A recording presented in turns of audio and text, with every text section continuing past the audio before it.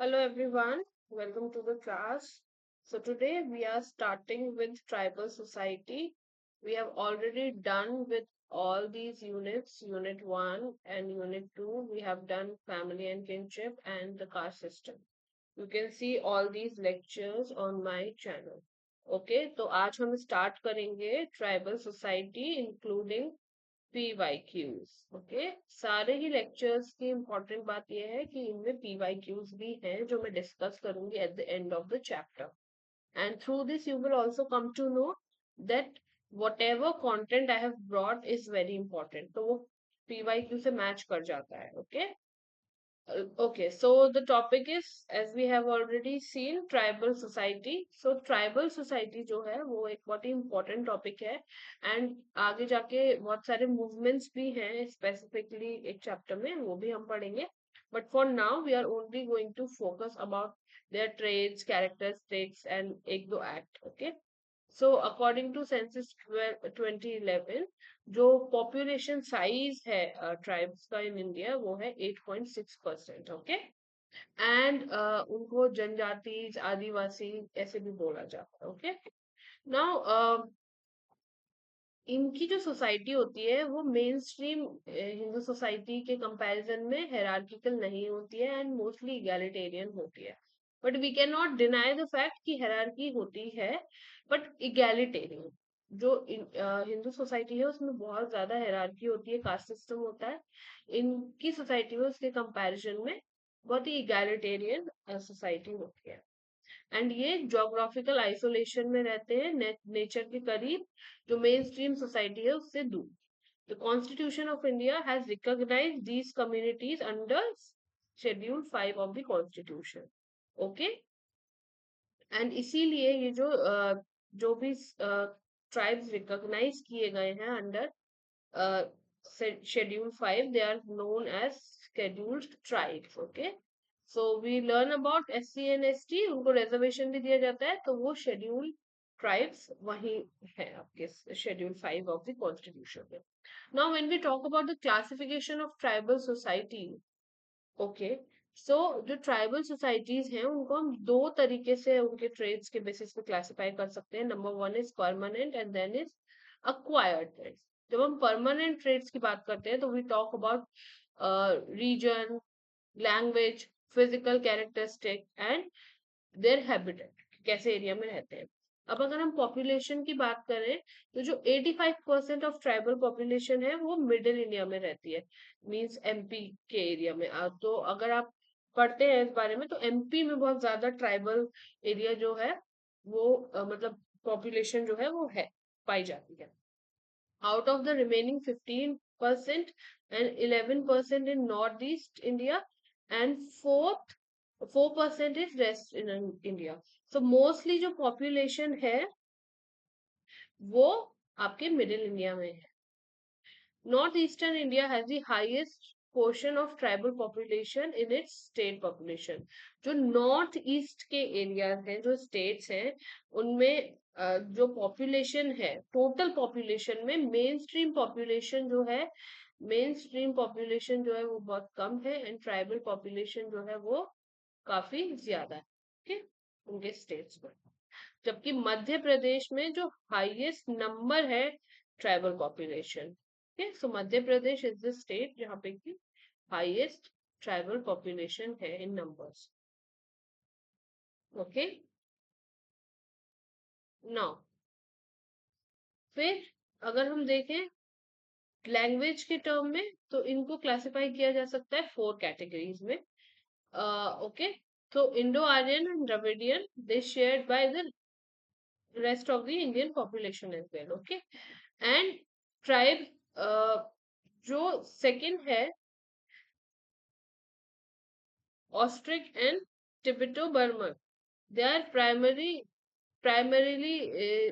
these languages are spoken by tribals. Okay, almost 80% of the people are using these languages. And जो Indo-Aryan and Dravidian है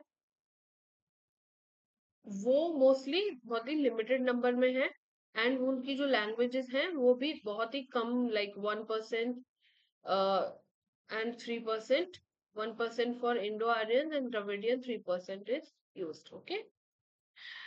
Then in terms of physical racial terms, so there is another qualification: Negrito, Australoid, Mongoloid, and Dravidian Aryans category. Okay. Just go through कर लो इसको. Okay, इतना tough नहीं है ये. अगर names remember कर सकते हो, यू कैन. सो बेसिकली क्या क्या क्वालिफिकेशन क्लासिफिकेशन हुए? All these 5. Okay. The last two are shared with the rest of the population of India. Okay, Aryan, Dravidian and Aryans. बाकी जो मेन स्ट्रीम पॉपुलेशन है उसके साथ भी ये शेयर्ड होती है physical and racial terms. And in terms of size, there are great variations ranging from about 7 million to some Andamanese Islander who may number less than 100%. So कहीं कहीं पे कुछ ट्राइब्स की जो पॉपुलेशन है वो बहुत ज्यादा है, एंड कहीं कहीं पे पॉपुलेशन बहुत कम है, 100 से भी कम है, जैसे कि अंडमानीज हो गए. ओके. जो सबसे बड़ा ट्राइब है that is Gond, Bhil, Santhals. Okay, ये सब. एंड इनकी जो पॉपुलेशन है वो काफी ज्यादा में है. The total population of tribes is 8.6%, जैसे कि मैंने आपको बताया स्टार्टिंग में ही. नाउ परमानेंट ट्रेड्स के बाद we will see their acquired traits. Okay, acquired जो उन्होंने एक्वायर किए हैं. एक्वायर्ड के बेसिस पे we have two kind of like traits on the basis of mode of livelihood and extent of incorporation into Hindu society. कि वो Hindu society में कितने इनकॉर्पोरेटेड हैं और उनका मोड ऑफ लाइवलीहुड क्या है, या फिर इन दोनों चीजों का कॉम्बिनेशन. ओके, इसके बेसिस पे भी उनका क्लासिफिकेशन होता है. On the basis of livelihood इनको कैटेगराइज किया जा सकता है: fisherman, food gatherer, hunters, shifting cultivators, peasants, plantation industrial workers. Okay. And the most important classification जो है सोशियोलॉजी में, वो on the basis of their degree of assimilation into Hindu society, कि वो हिंदू सोसाइटी से कितने ज्यादा असिमिलेटेड है. ओके. सो दिस असिमिलेशन वाला we read when we talk about GS Ghurye. He says these tribes are backward Hindus and they should be assimilated into the mainstream society. ये GS Ghurye ने कहा. Okay. Backward caste Hindus. Okay. So ये question आ सकता है, who said this? तो किसने बोला? GS गुरे. ओके. और उनकी जो okay now yes. And assimilation जो है ये can be seen from the point of view of the tribes. Okay. And जो मेन स्ट्रीम है उनके व्यू से भी देखी जा सकती है. सो ट्राइब्स के अगर पॉइंट ऑफ व्यू से देखी जाए तो असिमिलेशन ये है कि उनका क्या एटीट्यूड है, like whether they have a positive attitude towards Hindus और they are resisting it. Okay. So कुछ ट्राइब्स ऐसे हैं those who are okay with it to be a part of the Hindu society and they consider themselves to be one of them. But कुछ ऐसे हैं जो resist करते हैं इस थॉट को. ओके. और अगर मेन स्ट्रीम सोसाइटी के पॉइंट ऑफ व्यू से देखा जाए तो इनको उनके स्टेटस के अकॉर्डिंग देखा जाता है. तो कुछ ऐसे हैं जिनके पास हायर स्टेटस है एंड कुछ ऐसे हैं जिनके पास लोअर स्टेटस है.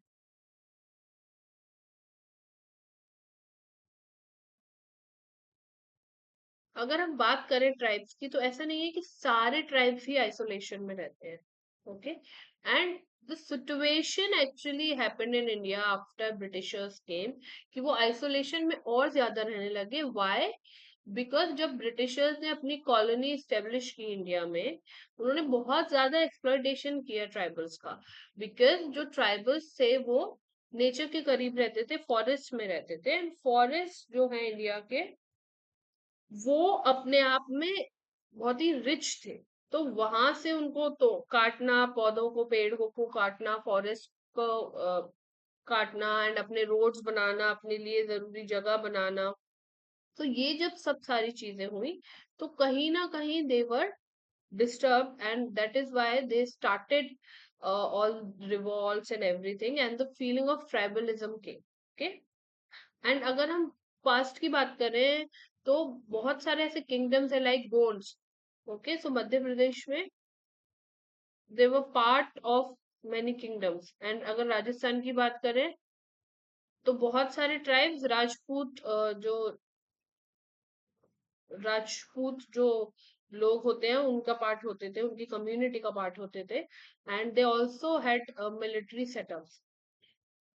कुछ ट्रेडर्स थे, सॉल्ट सॉल्ट का ट्रेड करते थे। ओके, बट ये जो ब्रिटिश रूल जैसा मैंने बताया, उनका जो स्टेटस था वो कहीं ना कहीं खो गया, बिकॉज उन उनको आइसोलेट किया जाने लगा उनके एरिया से, उनके एरिया पे कंट्रोल किया जाने लगा। So they started working as laborers in plantations and they were brutally exploited. There came tribalism, okay, and they started living in isolation. तो उन्होंने अपने आप को अलग करना शुरू किया, and they had this feeling कि वो डिफरेंट है। अपने जो डिफरेंट उनका कल्चर है उसको प्रिजर्व रखने के लिए they started this feeling of tribalism. What is the mainstream attitudes toward tribes? Okay, if we talk about socio-economic, political, सो क्या हुआ था एक्चुअली, फॉरेस्ट क्लियर हो रहे थे, रोड्स बन रहे थे, इंडस्ट्रीज बन रहे थे, जिससे कि उनकी लाइफ पर बहुत ज्यादा ड्रास्टिक इम्पैक्ट हुआ। ओके, तो फिर क्योंकि उनके पास लाइक देवर हंटर गैदरर्स, ठीक है, फ्रूट्स वो कलेक्ट कर रहे हैं, तो सारे जो उनके लाइवलीहुड के जो तरीके थे वो पूरी तरीके से फॉरेस्ट पर डिपेंडेंट थे। एंड नाउ वही नहीं बचे, तो उनके पास बहुत गरीबी हो गई, जिसकी वजह से वो मनी लेंडर से मनी लेने लगे, जिसपे वो हाई इंटरेस्ट पे करते थे, और माइनिंग भी उस समय आ गई। सो कहीं ना कहीं जो उनका स्टेटस है वो बहुत ज्यादा लो होता गया। Okay, and they started protest जब ब्रिटिशर्स ने रिजर्व फॉरेस्ट को रिजर्व करना शुरू कर दिया अपने लिए। ओके,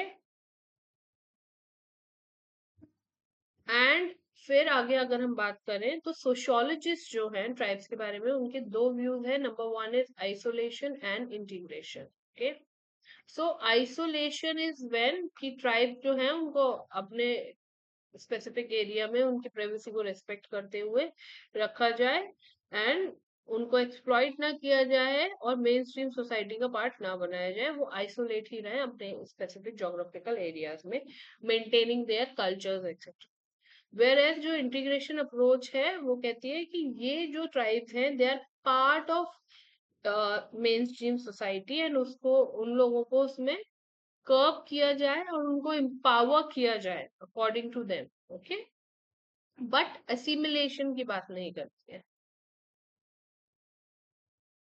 असिमिलेशन इज पूरी तरीके से उनको उसका पार्ट बना देना, ठीक है, पूरी तरीके से उनके कल्चर को भुला के, उनकी उनकी बेसिक्स को भुला के पूरी तरीके से उनको मेन स्ट्रीम सोसाइटी का ही पार्ट बना दिया जाए। ओके, बट जो इंटीग्रेशन है वो एक मिडवे है आइसोलेशन का एंड assimilation का। Okay, so this is what we follow in India. Okay, let's move ahead. 2006 में ये एक्ट भी आया था, फॉरेस्ट राइट्स एक्ट। ये बोलता है कि जो पास्ट में जो गलतियां हुई हैं जिसकी वजह से जो ट्राइब्स है उनको बहुत ज्यादा परेशानी हुई है, उसको ये रिकॉग्नाइज करता है और उनको राइट्स देता है। Okay, now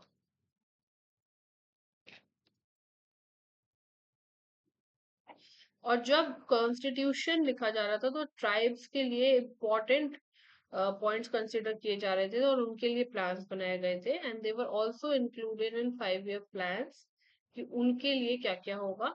as we know there are many policies even today that are trying to uplift these tribal people. Now if we talk about tribal identity today, अब उनकी जो लाइफ है वो काफी चेंज हो गई है, because they are mainly incorporating with to the mainstream society. और जो इम्पैक्ट हुआ है उनकी लाइफ पर वो socio cultural, political and economic impact चारों हुए हैं। और बहुत सारे रिवॉल्ट्स हुए जिसके बाद की बहुत सारे चेंजेस आए हैं, जैसे कि फॉर एग्जाम्पल झारखंड को बिहार से अलग किया गया, ओके। वो भी उनकी मांग थी कि उनको अपना पर्सनल, अपना खुद का स्टेट चाहिए, ओके। एंड इस अभी भी बहुत सारी जगह रिवोल्ट होते रहते हैं, जैसे हमने मणिपुर का तो we have heard, okay. but the problem is that the main power is still present in non tribals hand, okay। and that is why जो tribes हैं उनके काफी रिवॉल्ट्स होते रहते हैं, और उनके जो सिविल राइट्स है वो भी कहीं ना कहीं कर्टेल होते हैं, और उनको कहीं ना कहीं उतनी फ्रीडम नहीं मिलती है जितनी की एक मेन स्ट्रीम सोसाइटी के लोगों को मिल रही है, बिकॉज एट द एंड जो लॉ मेकिंग है, जो गवर्नमेंट है, जो रिप्रेजेंटेटिव है, वो ज्यादातर नॉन ट्राइबल्स ही है।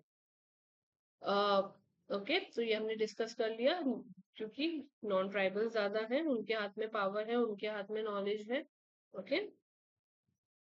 तो ना ट्राइबल्स के पास पॉलिटिकल एक्सपीरियंस नहीं है, but if we say now we have the exception, okay. So हमारी जो राष्ट्रपति हैं, she is from a tribal community, जो कि बहुत अच्छी बात है।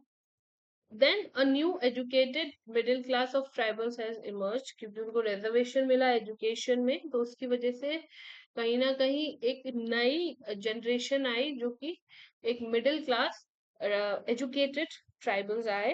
रिजर्वेशन की वजह से उनके लिए जॉब अपॉर्चुनिटीज मिली, स्टैंडर्ड ऑफ लिविंग बढ़ा, स्टेटस इम्प्रूव हुआ, ओके। एंड कहीं ना कहीं ये इन्फ्लुएंस करते हैं, ये ट्राइब जो हैं, जो लोअर क्लास ट्राइब्स हैं, उनको, कि वो भी पढ़े, वो भी आगे आए, और ये अवेयरनेस क्रिएट कर रहे हैं, okay. And this actually asserting the tribal identity and making them more and more developed, okay। but abhi bhi bahut lamba safar hai, right। now the most important part for from exams perspective, that is discussing pyqs। थोड़े past question देख लेते हैं। Question number 1 is, how has national development impacted tribal development? A tribal area located in mineral rich and forest covered parts of country paid a disproportionately high price for development. Large dams, factories and mines were built in Nehruvian era. Tribals were dispossessed by their land for setting up hydroelectric power plants. These developments benefited the tribals at the expense of others. Okay, so which is the correct answer? A is actually right. Okay, they had to do this. B is ऐसा भी हुआ था, dams वगैरह बने थे, उनको displace किया गया था, ओके। ये भी हुआ था डिस्प्लेस। नाउ बेनिफिट कुछ नहीं हुआ उनको, okay. So D is not the option, so 3 will be correct answer. Question number 2. In which of the following states is Birhor tribe found? So mainly this is found in Jharkhand, Chhattisgarh, okay. So Bihar is the closest. Question 3. Who amongst the following sociologists remarked that tribal institutions in themselves need not necessarily be democratic in their structure and functioning? So this was said by V. Khaka, okay. Question number 4. Which of the following arguments are correct about tribes in India? Adivasi were always the oppressed group as they are now. Tribes were absorbed in Hindu society through Sanskritization.